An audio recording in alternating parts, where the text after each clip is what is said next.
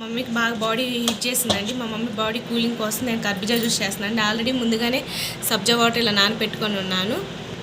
Already peel off చేసి పెట్టుకొని ఇలా కట్ చేసుకున్నాను అండి. ఈ సీడ్స్ అనేది ఇలా తీసేసి పీసెస్ కట్ చేసుకొని మిక్సీ పట్టేసుకోవడమే.